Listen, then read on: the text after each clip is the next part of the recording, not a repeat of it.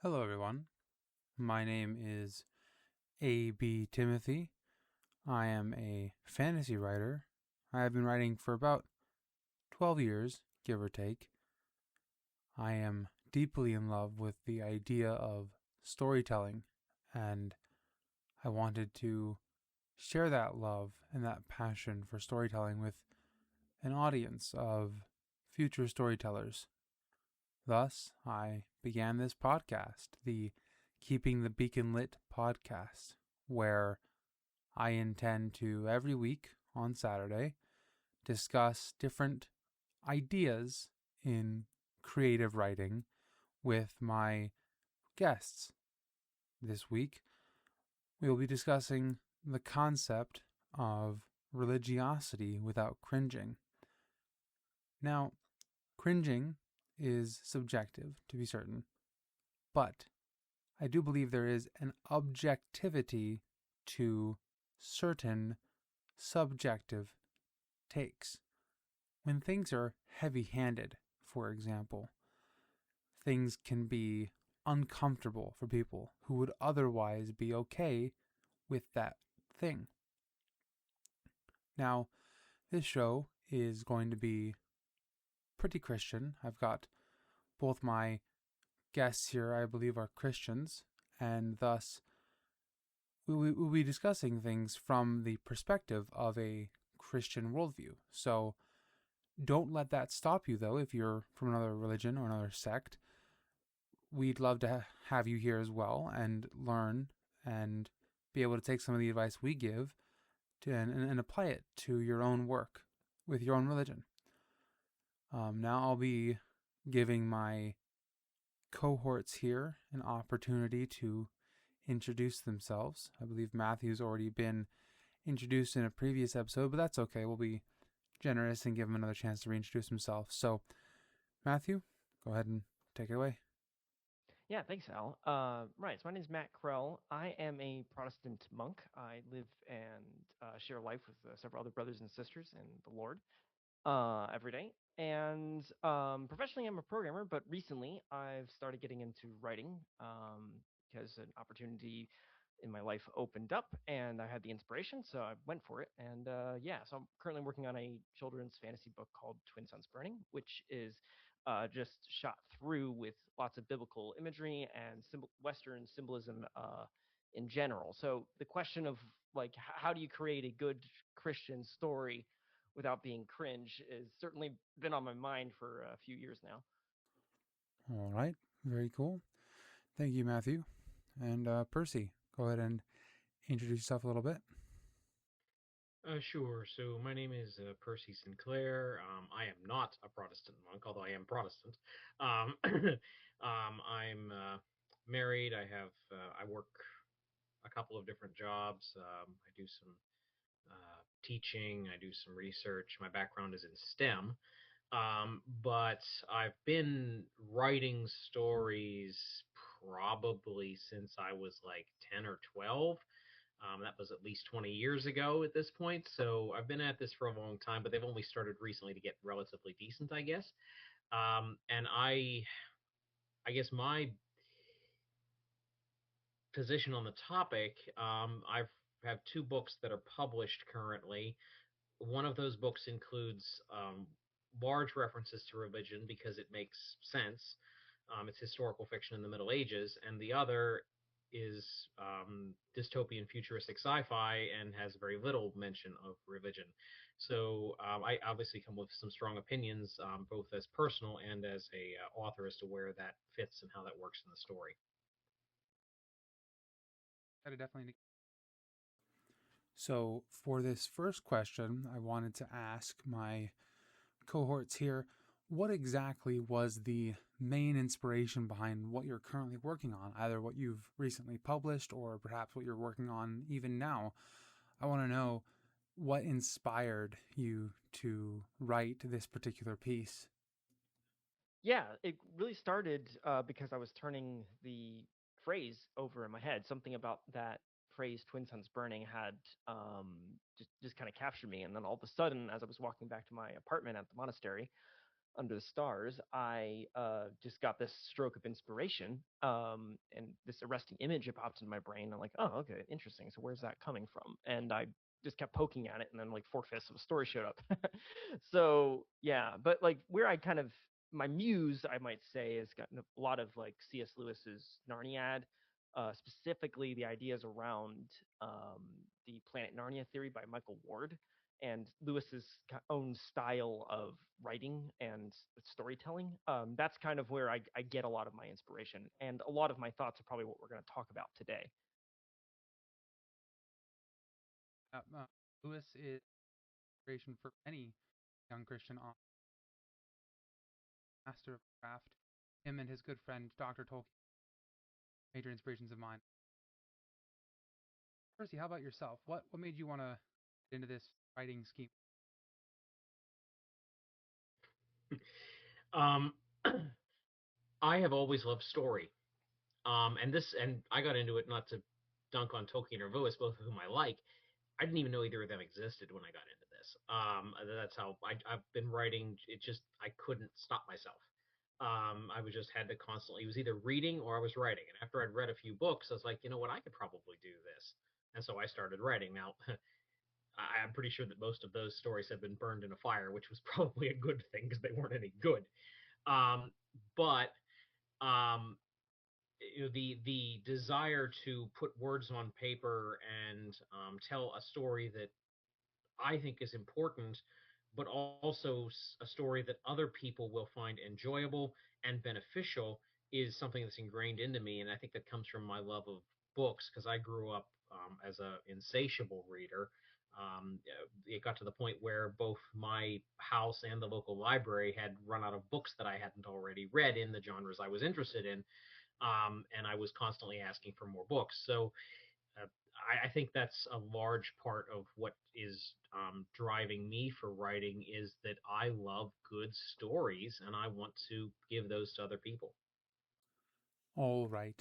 Due to some technical difficulties, as you may have been able to hear earlier in the program, I will be re recording some of these lines for your enjoyment.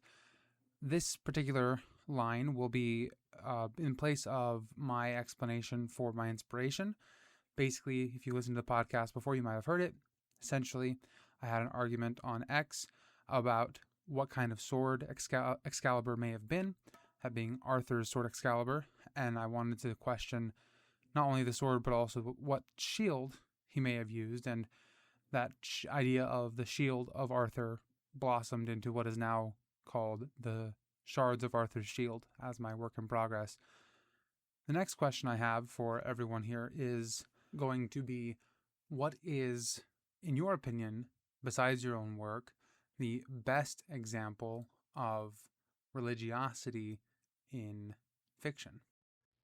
So, I will admit to not consuming very much media in terms of like movies and modern novels. I've only really recently started reading independent fiction, so because most of trad stuff is well not worth reading. Um, in personal opinion, sorry if that doesn't necessarily represent the host's opinion. um, but I think where it's been done extremely well, and this is in the work of Michael Caine. I don't know if you know who that is. He writes sci-fi. He wrote the After Moses series, and the After Moses series is basically set in the future where a all-powerful AI, more or less, has um, boosted humanity into the stars and then vanished, and everybody's dealing with the aftermath of that. And he incorporates multiple churches, the Catholic Church, some of the Protestant denominations, other religions, into that, and he somehow smuggles a whole Catholic bishop into a sci-fi novel, and it feels like he belongs there. Most of the time, you don't really see religion in sci-fi very much, but he's got a whole Catholic bishop, and the guy fits in perfectly, and it's not overly. The points about religion are not hit with a mallet. He's using very fine, skilled tools to kind of point, and he is a Christian. He's an evangelical Christian, and so he's using very deft touches so that, yes, there's religion, there's faith, but it's not like this is hitting you on the head, this is what you must believe. It's this is how the characters believe. I completely agree with Percy here for the most part. I think it's important that the characters tell a good story first. And it's important that we don't beat people over the head with religiosity, but that people see our religion in our characters in a more implicit way, which is very important. I think for myself, when it comes to the best example of religiosity in fiction, it's not even necessarily Christian religiosity. Rather, I think it's the characters in the Wheel of Time who are implicitly religious. For example, all of the magic users, they believe in something called the wheel that weaves the pattern of reality that was set spinning by the creator at the beginning of time. And so there's this idea in the book, a consistent phrase of the wheel weaves as the wheel wills, which could almost be translated to our lexicon as give as almost let go and let God, or God will do what he wills. So that's my thoughts. Matthew, do you have any thoughts here? What do you think is the best example of religious or religiosity in fiction? What do you think? I think, to me, the biggest one is, of course, Lewis, but though that won't come as any surprise. Again, like Percy, there's a lot of traditional media that I just simply don't read or super aware of, so I wouldn't call myself an expert on that. But the reason I really like Lewis is his whole idea of the kappa element, where he encoded the Christian morality, Christian sensibilities within the story itself. And it comes off working extremely well because he's not trying to hit you over the head with it. So to me, I consider him like a model for how to do that. Now, that said, I do know there are Christian authors out there like Jonathan Pageau who make like comic books of different saints, for example. So, you don't have to always like hide the faith inside your story, so to speak. But I think Lewis's approach to the subject, where you kind of use those themes and those patterns for your storytelling inspiration, is a good model for doing it. That's why I recommend Narnia. I totally agree, Matthew. I mean, I think Narnia is one of the cornerstones of religiosity when it comes to fiction. Aslan is literally a representation of Christ. He is the word of creation that sung the world into being at the beginning of The Magician's Nephew and whatnot. So, great recommendation there. Now, the next question I have for you all is what in what way do you go about breathing religiosity into your own work? Um, and more so your own religion as opposed to general religiosity. But how do you go about breathing that religion into your own work? God breathed life into us, and so it was only natural that we breathe life into our characters and our worlds. So, Matthew, I want you to talk a little bit about how you've gone about breathing religion into your world. I think my first step in trying to create a book or a story, I'm still working on my first novel, so take this with a grain of salt here. Um, I think my first step isn't trying to find a message that I have to get out to someone. What I more try to do is find the thing that's inspiring me and try to explore it. And then my own faith inevitably informs that exploration. Like, um, the problem with the difference between art and propaganda is that propaganda tries to force a message down your throat. Art is more of an exploration of a particular truth that the artist is seeing. And that truth could be something that's very encoded within a religion, and now you're trying to expose it to a non religious audience in your book.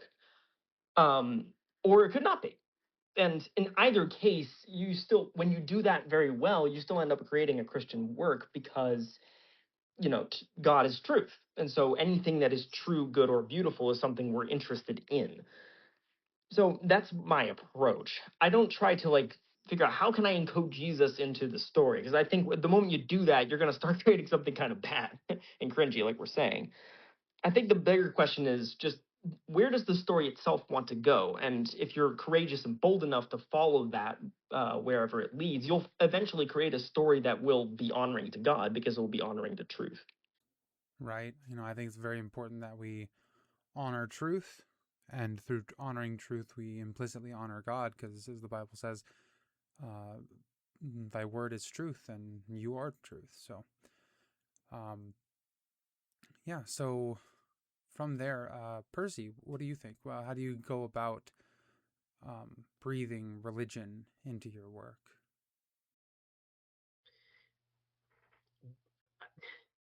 The first thing I'm really tempted to stamp on a few things here, but the first thing I do is I try to look at, okay, does this story that I'm telling lend itself well to uh, biblical values? Because obviously I come at this from a Christian background, so different people might take this differently. And if it doesn't lend itself well to biblical values, then I immediately wonder, okay, why am I writing this? Because if it's not something that's going to, I guess I don't want to put out a story that is hammering on people, but at the same time, I want to put out a story that is consistent with what I believe. I don't want to put something forward that is contrary to that, even if some of the character decisions might be contrary to it. And so that I guess that's kind of my point of view. The other thing too is I look at, does how much religious exposition makes sense in light of the story. If, for example, you have a character in your novel who is a Catholic priest, a Protestant pastor, a Muslim imam, fill in the blank, then it makes sense that for there to be some level of religious exposition coming from those characters. Um, if you don't have any of those things, unless you are writing a particular character who is, as part of his character, very, very religious, then the level of religious exposition that should probably exist is probably limited.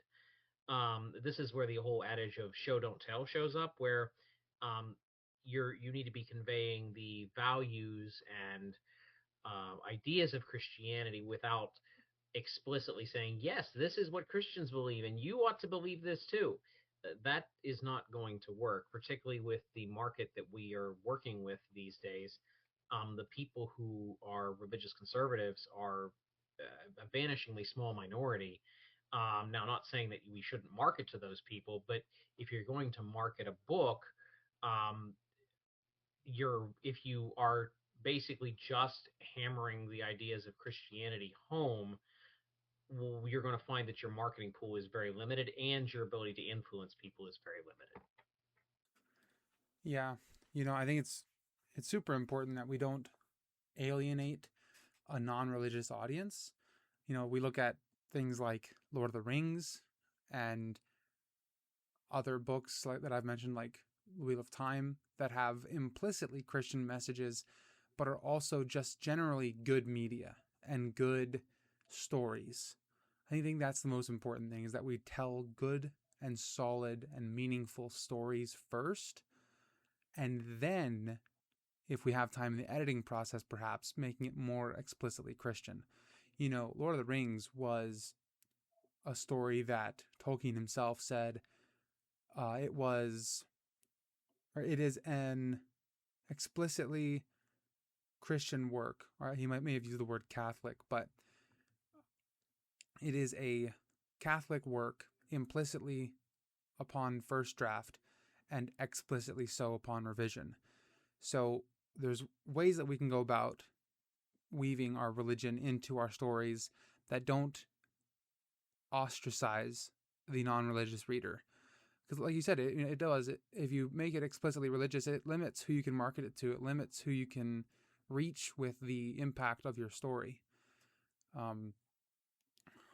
The reality of marketing and impact is, if we want to make a good impact and have a wide market, sometimes we have to seemingly sacrifice our religious themes, which themes is one thing, but religious values is another. I don't think any of us would go against our religious values just to try to get a bigger market, like some, bigger authors are trying to do now. So, yeah, good points. Good points. I think I'll stop talking now, and I'll just open up to the next question for you, Percy. How do you? The next question, really, I want to know, what role does religion play in your story? Well, so I have two books out there at the moment. The first one, I couldn't avoid being explicitly religious because it was set in a time period. It was set in around the time period of the Fourth Crusade. So we're talking, early second millennia. So this is a long, long time ago where the Catholic Church still has a large amount of sway. And when I wrote that book, uh, I was in kind of the same place you are with the book you're talking about.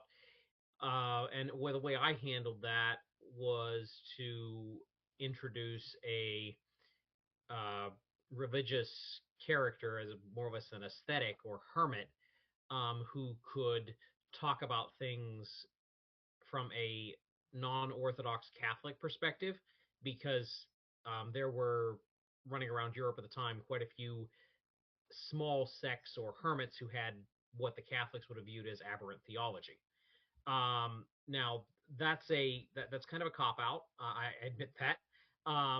But that was the only way I could. That was the way I felt comfortable doing that with that particular story. With the one that you referenced earlier, New Dawn, there's very little explicit reference to religion in that book. There's one character who I would describe as loosely Christian, but when I say loosely Christian, I mean relatively near future Eastern Orthodox Christian. So there's some level of Christianity there and some adherence to Christian values, but there's no that she occasionally mentions God, but it's not in um, any kind of religious proselytizing sense or anything of that kind. And there's no explicit reference to the values of the story being Christian values, but they are Christian values. Most of the characters have quite a few flaws, but their behavior, particularly the characters who are sort of viewed as the good guys, if you will, is moving towards a Christian view of morality and a Christian view of behavior, and particularly in dealing with some of the complications that arise as part of that story. And I don't want to spoil it in case anybody here hasn't read it, which probably they haven't. I think I've got like 30 total sales.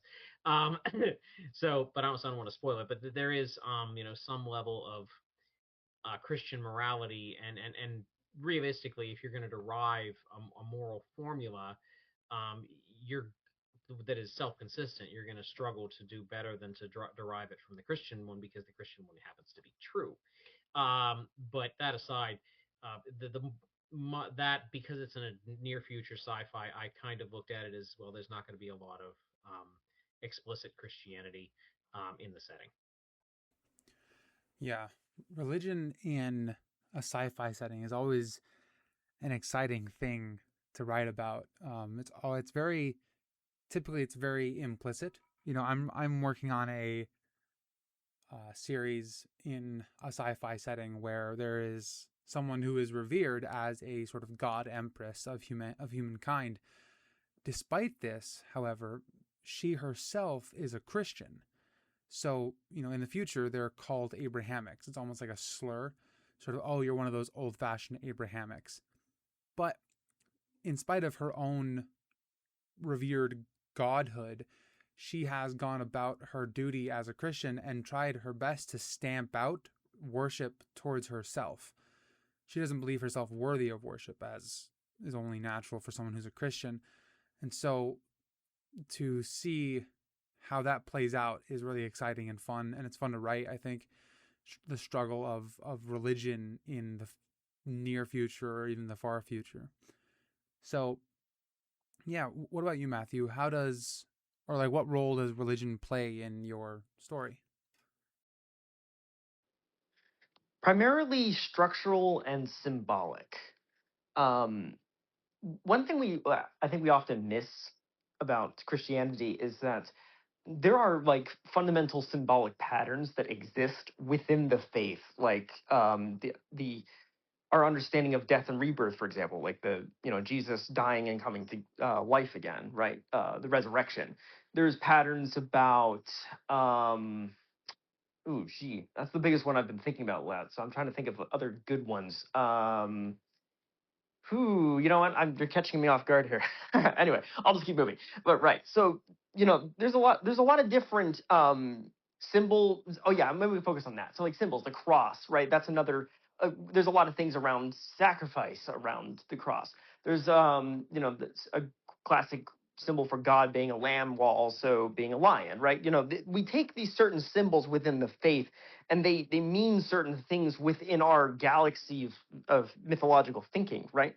Um, I use that word mythological in a very reverent way, by the way. I don't mean it like in the sense of like mythology as being something fake, right? But I'm assuming your audience will understand that. Anyway, so in the way it works in my book is that I use the kind of Christian theology and thinking to help structure the cosmic structure of the book itself. I'll give a practical example. So in the book, there are gods actually, and but what a god is more like an idea that has coalesced into something. So you could say that the concept of death is a god. You could say that the concept of joy or life is a god, right? And then those concepts have personalities, and they can sometimes, enter our world and like take on a body, basically. So in what the way I structured the cosmological mythology of the book is I retold the story of Christ um, killing death and coming to life again in the resurrection as from death's own perspective, and I used the symbols of Canis Major and Canis Minor to represent two sides of death, what you might say like classic simple death and destruction, and they also take the forms of judgment and damnation, right? So in the cosmology, Orion, who kind of stays in as the Christ figure, actually kills the Anubis dog of death figure and then brings him back to life, and now he's sided with the good guys. And so that's kind of the interesting aspect of the story. And that obviously fits in with how we Christians understand the defeat of death. By Christ coming to life again, hell has been harrowed, and now we don't need to be afraid of death anymore because death has already been slain. So that's one way to do it. You can always use Christian ideas as the structural patterns of your book itself.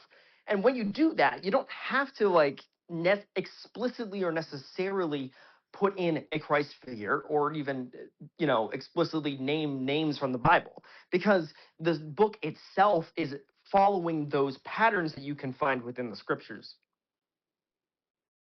Spot on. There's a passage that talks about live is Christ and to gain, where death Exactly. is feared in the old law. Death is no longer something to be feared by those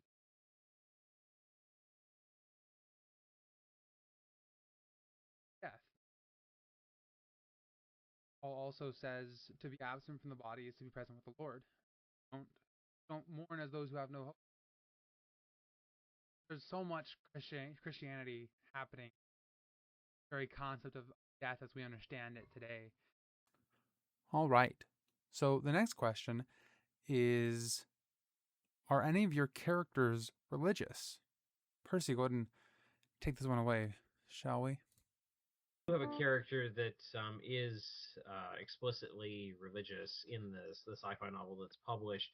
Um, she as I said, is comes kind of comes at this from an Eastern Orthodox background because she's Russian, and that's the primary faith in the community in Russia. Um, but we don't really get into the nuances of her Christianity or what she believes or anything like that. She just occasionally mentions God, and I think if I'm remembering correctly, once we have a character pray, but it's not a character that is explicitly religious. It's more like a battlefield prayer because a friend has been badly injured, and it's the foxhole prayer where God just get me through this, or God help my friend to survive type prayer. That's the kind of thing that you get from Riccardi when one of his friends is wounded, and so. But again, this is a near future sci-fi where it's gone very dystopian, and so I would expect that in such a situation you wouldn't have a whole lot of organized religion because of a government that is more or less censoring the ideas and um, freedoms of people who might want to be religious. So, in that particular sense, I don't have a ton. That book does not have a ton of religious characters, mostly because I just didn't feel like it made sense for the setting. But it's quite easy to have religious characters if it makes sense for the setting. At least that's my 2 cents on it. Yeah, I agree. Yeah, and that's actually one of the interesting conflicts of the book. The main character, this takes place on another planet, and that's currently orbiting Sirius. If you're interested, I actually don't know if Sirius has any planets. Whatever, in the book it does. The main character lives in an underground society, and she eventually heads to the surface of the planet, where she encounters a definitely more religious nomadic society. And some of the tensions that show up is because it comes from her realizing that there's this symbolic universe that she doesn't know about. And again, there's another pattern reason for that, which is that Earth represents matter without meaning, and heaven represents meaning without matter, or expression. And so on the there's a kind of deliberate reason why. If she lives underground, and she has a very materialistic understanding of the universe. When she reaches the surface, she encounters a what we might call a religious mindset, but it's not even a religious mindset explicitly. It's more just we're now connecting meaning, symbolic patterns, and ideas with matter, and providing significance to those things. That's what Adam does in the garden. He names the animals, bringing meaning down into matter. So I do have a number of religious characters who then like repeat some of the myths of the story and so forth. And what's kind of the one of the interesting aspects of this story is that you kind of start to see the world from two perspectives at once. You get to see it from a very symbolic religious perspective, but also an extremely materialist perspective, and changes the interpretation of what events are even happening in certain very specific instances. Okay.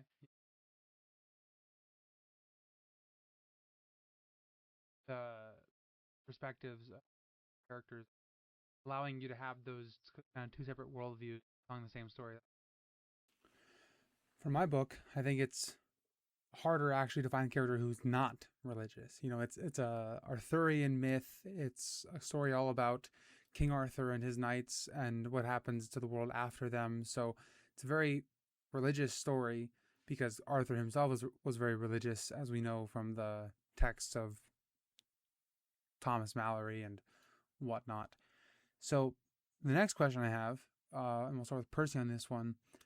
What role does the Deus play in the story? Like, is there actual literal Deus ex machinas, or is it more so just kind of an implicit role, sort of behind the scenes? What do you think?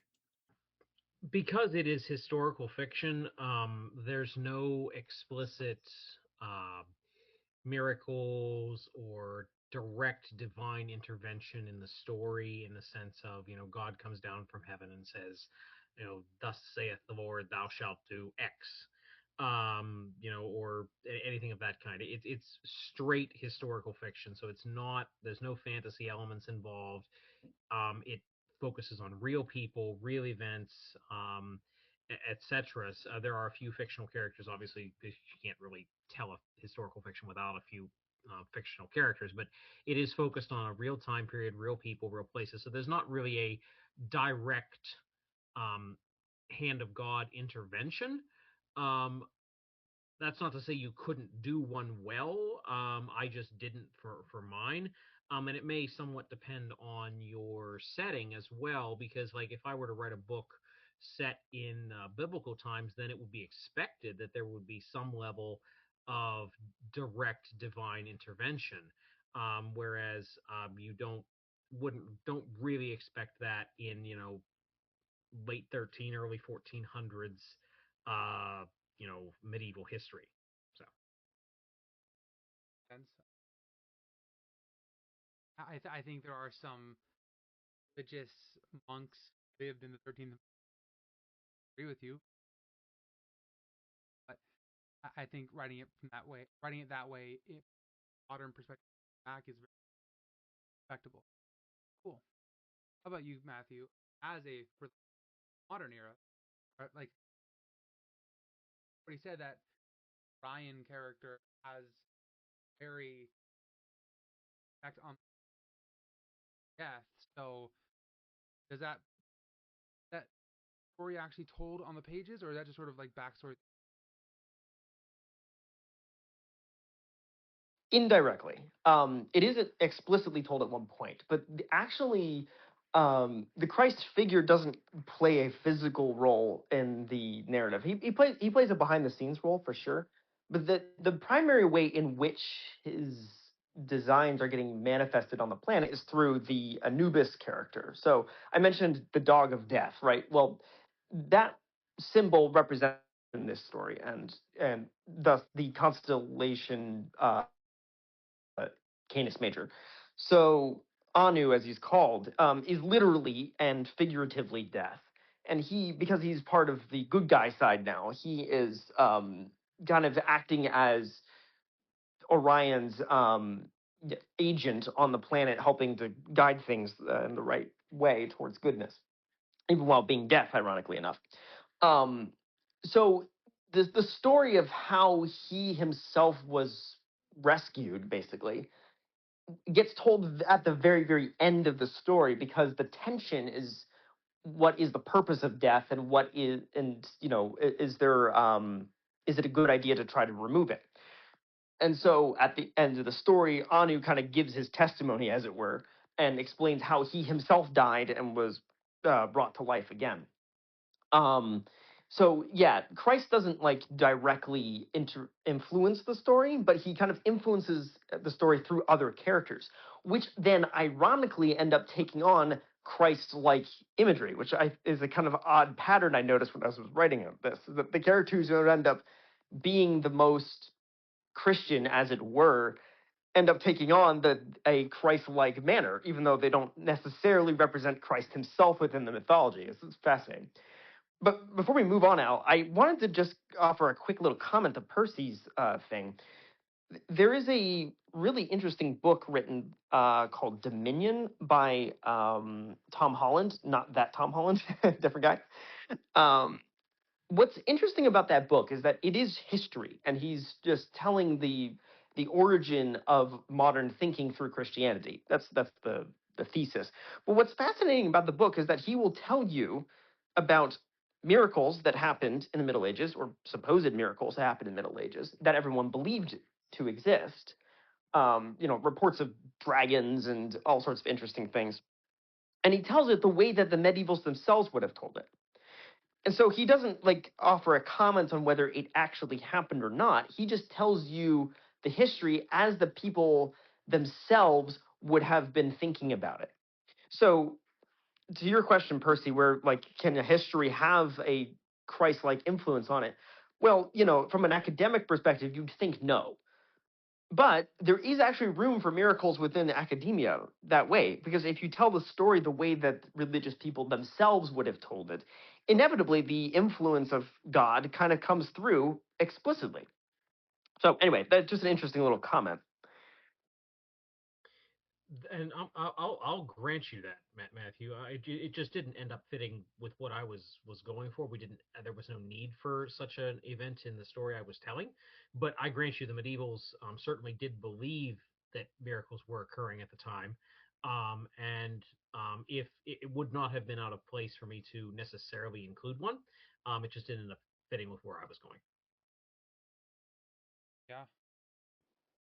Cool. Well, so in my story, while there's no moment particularly where the Deus comes down in a literal physical sense and does something to the characters or to the plot, like there's no moment where the camera pans up and we get this sort of Monty Python bit where God is in the clouds and he's like, "Get on with it." There's nothing like that, but there is a few times where God sends his angels to do his bidding. And so I can think of one scene where the hero is struggling against a representation of sin, and God sends an angel, the Michael the archangel, to go and aid in the battle, not necessarily to overcome the battle for the character, but just to give him a helping hand. And I think that's what God does with his angels, is he sends them to people who are being prayed for, or to people who are praying for strength, to give them an extra boost, so to speak. So, again, like I said, while there's no explicit Deus ex machina where God opens the clouds and just sort of does something, or it says get on with it, nothing like that. There are times where God sends his messengers and his helpers to help those who he deems worthy of it. So the next question I kind of wanted to ask was, what are some bad examples of religiosity in fiction, like media that tried earnestly to be religious but just kind of fell face first? I think we'll start with Matt on this one. Okay, this is gonna be good. Um, I kind of want to make this story a little bit longer because there's some interesting context that goes a little bit with it. So every year, for a couple years, we used to go to a friend's church for New Year's and watch a Pureflix film at the church. And every year we would go. It was pretty much everyone around me at that church would say like, "Wow, that was a really good movie" or whatever.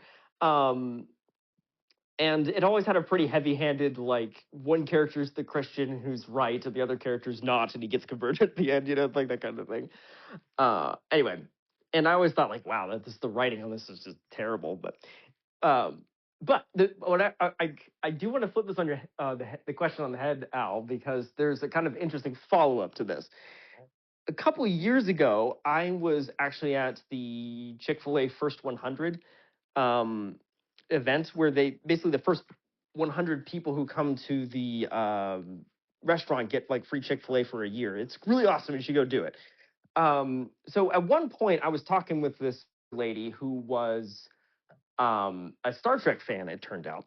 And this was right around when the Orville was coming out, which, is like that kind of parody Star Trek show.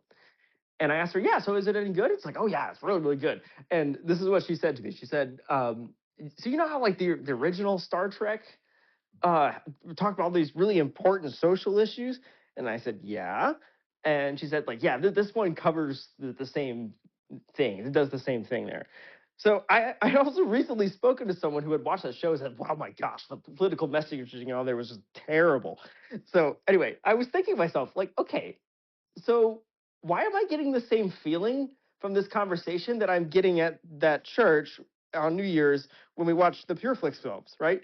It's because ultimately the reason someone was saying it was good is because it was matching their beliefs. It had nothing to do with the art itself, right? So anyway, it's kind of a funny observation I made.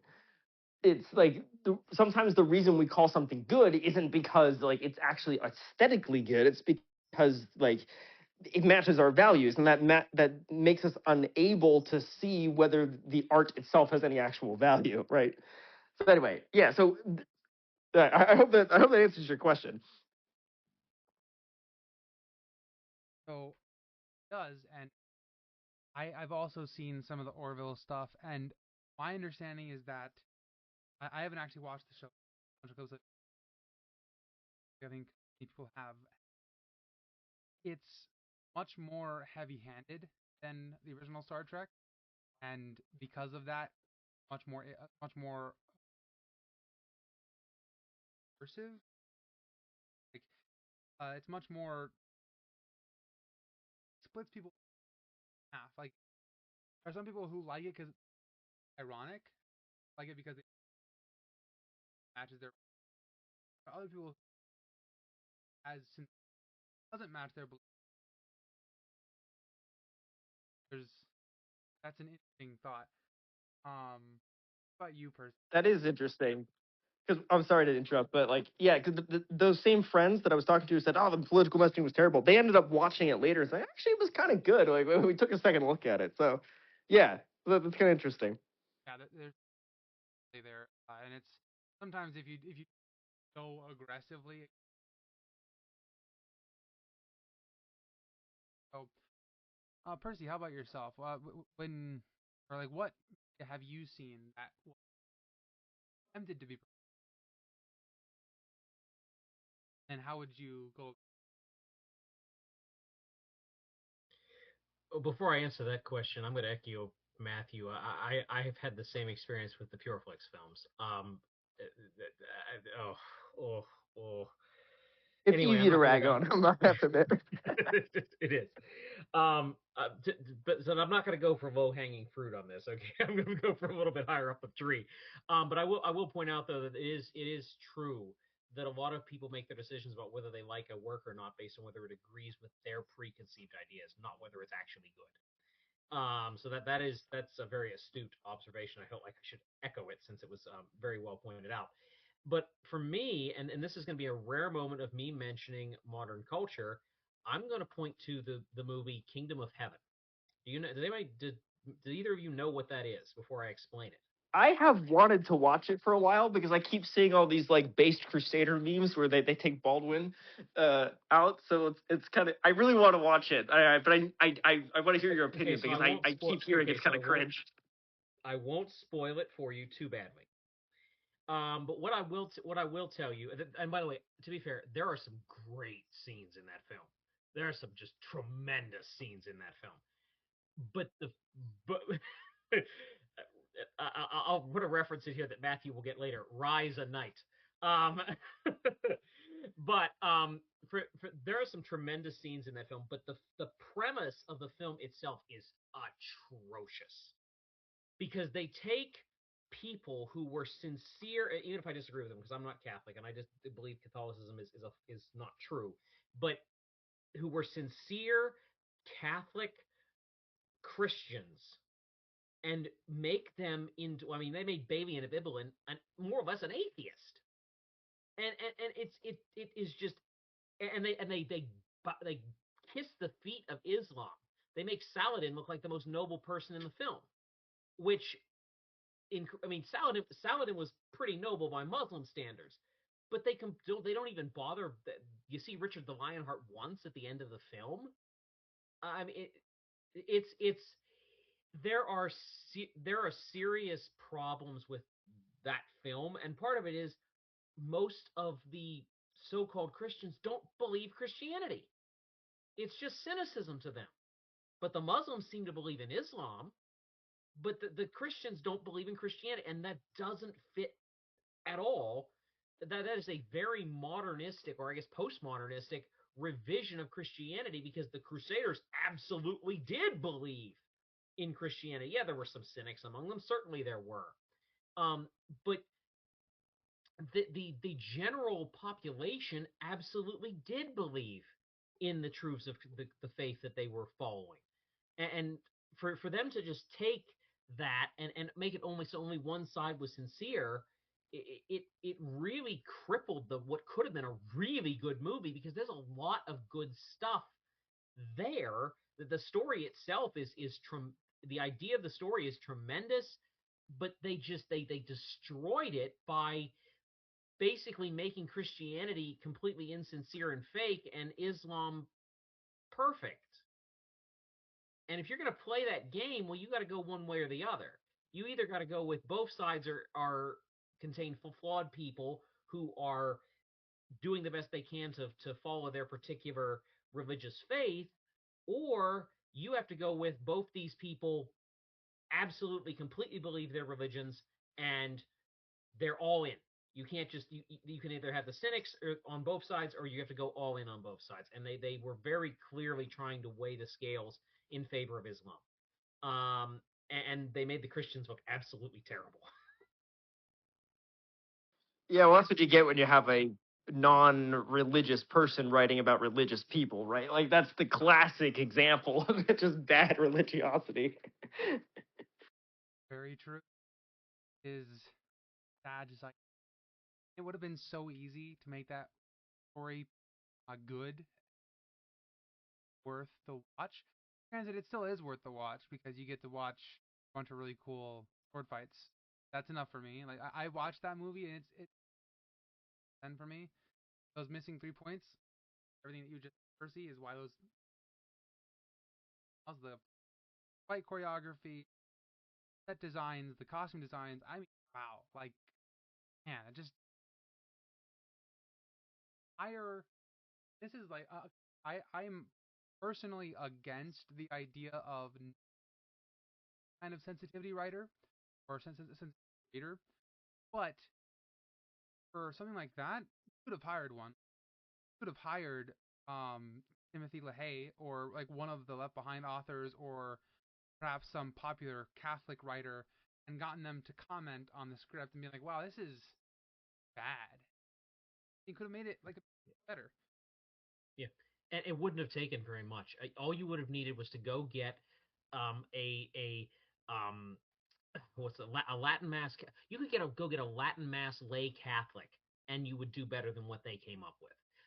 It's so, some of the. I mean, to be fair, some of the characters are tremendous. I love King Baldwin. He's great. But and Balian is fairly well written, despite being being more or less an atheist.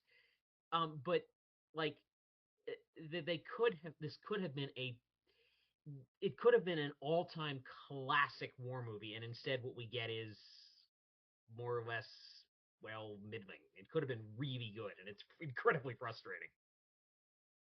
I mean, I think what's on it, I think best representation gotten was a war movie about a Seventh Day Adventist, which is mind-boggling. Hacksaw Ridge, and that, fortunately, it do a fantastic job acting, but only when it that has so many theological tragedy. Otherwise, that movie and Kingdom of Heaven, like they're great films, but the theology stuff. I think if I had to choose one that does it poorly but could have done better, um, honestly, I can't think of anything off the top of my head. There's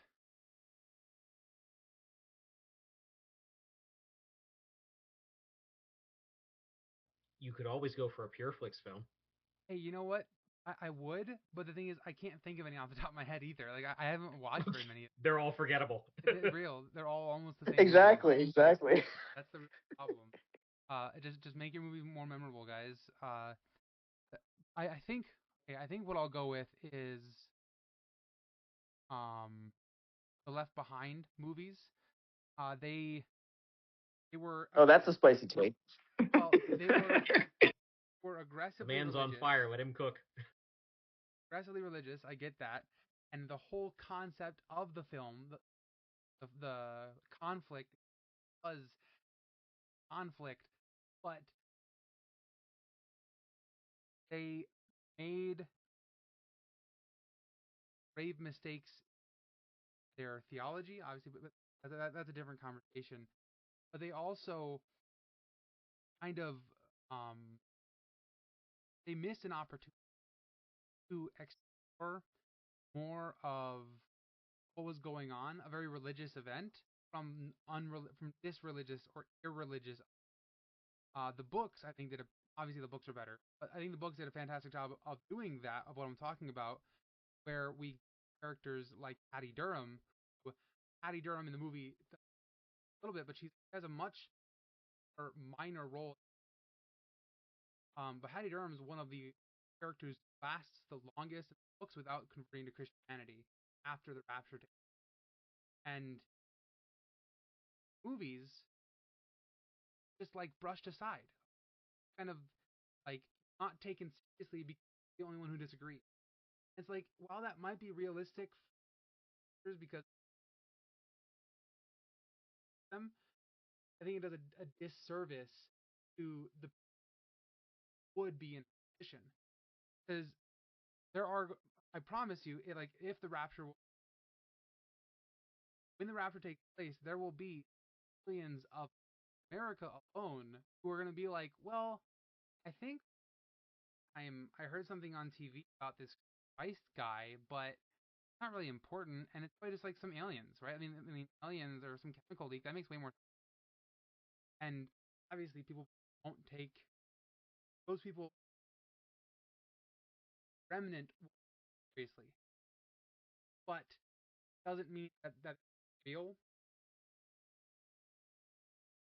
I think, despite it being so religious and aggressively,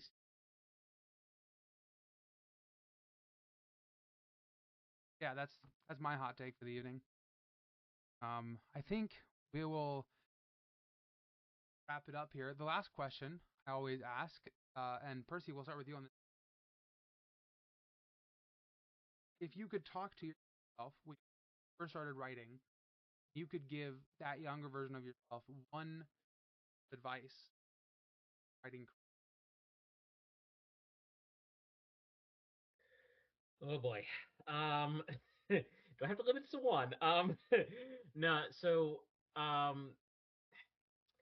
think, and this is one I haven't really explored thoroughly too much, but I think my piece of advice would be not so much.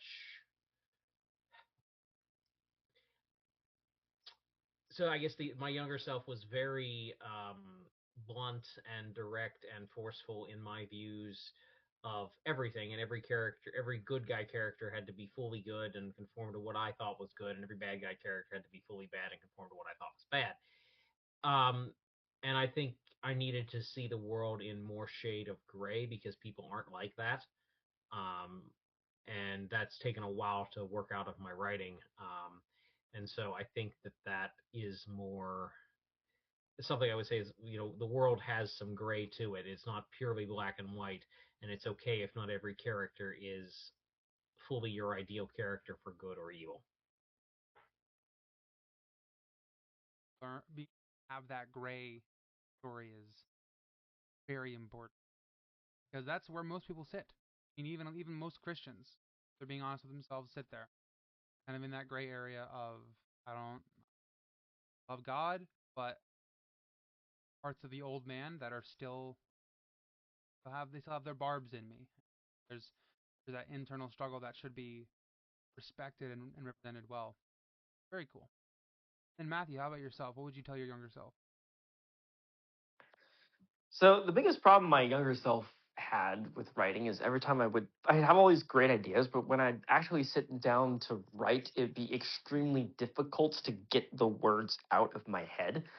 And then many years ago, something broke because I tried like writing it a now defunct story by hand, like handwriting, and that like released my brain. And I don't know if that was just because I had grown up or because actually handwriting something was the ticket I needed. I don't know.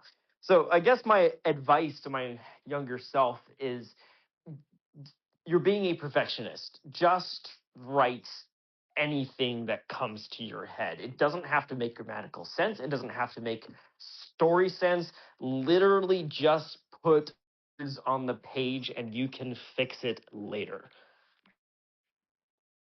Right?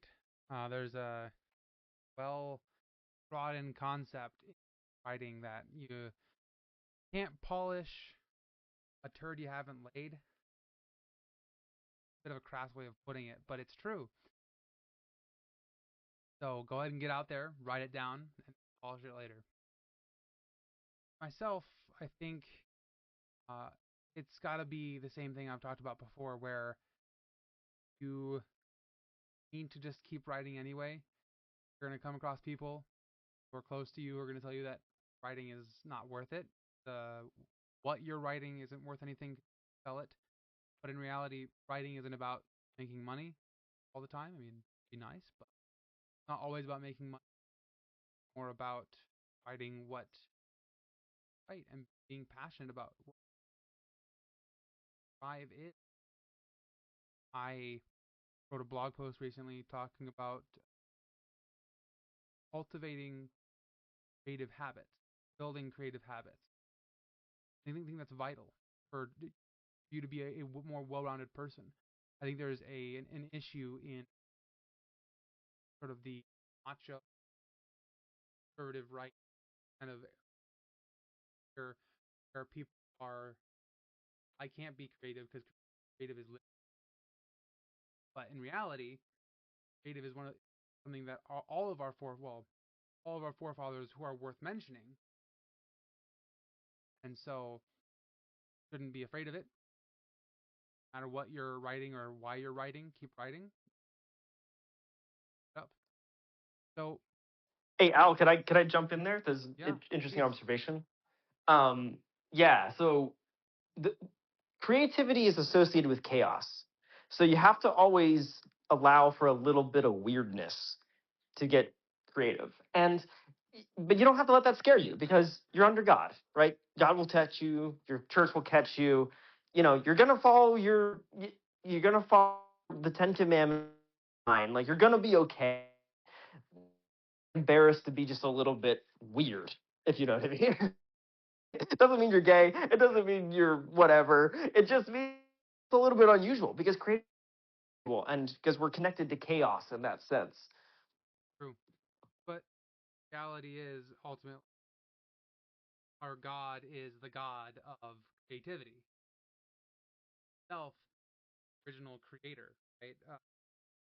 I wrote about this. I took an Old Testament survey class at Bible college, and they had us reading like 100 pages of the Old Testament every week, writing like a 500-word notation sheet of what we read through. And I misunderstood the assignment my first week, and I talked about how the opening of Genesis is always so powerful because it reminds me that my God created first. In His image, I am creating self, writer, creating worlds. I'm creating characters. I'm creating people, breathing life into them with my soul, and that's what God did to me. So that's what's my duty. It's my calling, my imago Dei. That with yeah, I mean chaos. That's what Tolkien talked about, and Yeah, his whole concept of subcreation is literally what he's talking about. 100%. Yeah, very cool. Thank you guys for being here. Quickly, Percy, people want to find you and read your stuff or support you. Where can they do that? Obviously, you can follow me on Twitter. Percy Sinclair Writes, I think, is my handle. I have a Substack that I don't publish to nearly as much as I'd like to, and most of what I publish is book reviews. It's Reality Always Bats Last, which is I think it's RABL at Substack. And then you can find my books on Amazon, or you can just at me on Twitter and ask for things. I'm happy to respond to people. So yeah. Very cool. Matthew, where can people find your work? Yeah, so my book Twin Suns Burning hopefully is going to be coming out in the spring. That's assuming I have time to get everything done. Yeah, but if you want to find out where I hang out, obviously I'm here on Twitter at Matt C. Krell. However, I and my brother in Christ and in blood do a podcast on YouTube called the Circle Dwellers podcast. And that's where we talk about both our community life, but also just anything. Like we had an episode on aliens the other day, and like veganism and all sorts of weird stuff. Because it's kind of just our place to kind of ramble about things we happen to be interested in, but obviously we approach it from a monastic religious place. So yeah, Circle Dwellers on YouTube. That's a good place to go find me. Still waiting for my invite, by the way. No pressure. Oh yeah, Al, we are totally gonna get you on there. We're just trying to figure out our schedule. So. No worries, just messing around. Yeah, so definitely go check out the Circle Dwellers. They have some great takes, especially for monks. They're pretty cool. So myself, you can find me at timothy.com, and that's .com. And there I post nonfiction blogs. Today I went on a rant about utter state of public libraries. I also polished up a short story to send out today. Subscribe to my newsletter on that website under .com/newsletter.